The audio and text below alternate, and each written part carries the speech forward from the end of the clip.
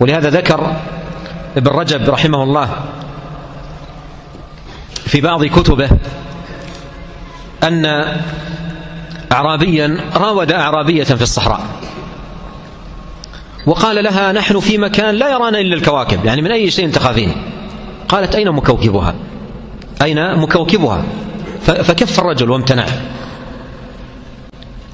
وذكر أن رجلا أكره امرأة على نفسها وقال لها: غلق الأبواب، فغلقت الأبواب. قال: أغلقت جميع الأبواب؟ قالت: نعم إلا باب واحد.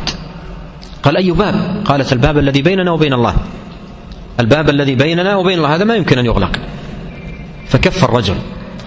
كل ما كان العبد مستحضرا لعلم الله سبحانه وتعالى به واطلاعه عليه كان ذلك أكبر زاجر له وأكبر رادع.